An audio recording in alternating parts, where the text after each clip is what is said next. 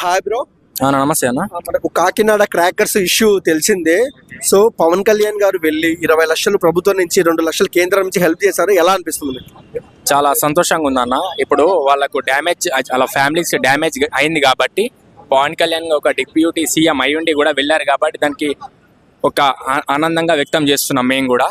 ఎందుకంటే వాళ్ళ ఫ్యామిలీ వాళ్ళు చనిపోయారు, వాళ్ళ ఇంట్లో వాళ్ళని చూసుకోవడానికి ఎవరు లేరు. ఇప్పుడు వాళ్ళు ఒక వర్క్ చేస్తున్నారు కాబట్టి వాళ్ళ ఫ్యామిలీకి ఆధారం వాళ్ళే కదా.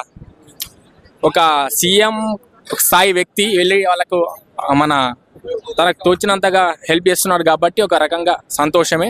ఇంకా మన పవన్ కళ్యాణ్ గారు ఫ్యూచర్లో కూడా చాలా మందికి సహాయం చేసి ఇప్పుడు వచ్చే మళ్ళీ రాబోయే సీఎం అతనే కాబట్టి ఒక రకంగా ఆనందకరంగా ఉంది.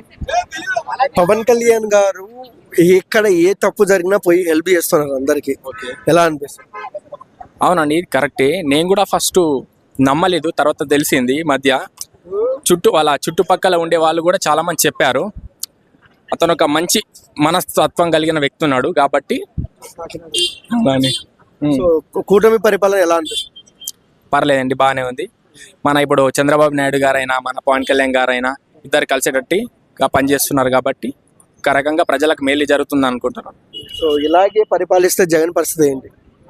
ఇక దుంకానం బంద్ చేసుకోవాలండి ఇప్పుడు ఫ్యూచర్లో కూడా. ఇప్పుడు మొన్నటిదాకా పవన్ కళ్యాణ్ గారికి ఒకటే సీట్ ఇచ్చిందని ఎగతాళి చేశారు కదా. ఇప్పటి నుంచి సినిమా స్టార్ట్ అయింది, ఇప్పుడు ట్రైలర్సే పడుతున్నాయి. సినిమా ఇంకా ముందు చాలా ఉంది. సో ఓవరాల్గా ఏం చెప్తారు కళ్యాణ్ గారి గురించి? కళ్యాణ్ గారు ఇలానే పేదలకు హెల్ప్ చేస్తూ ఉండాలి.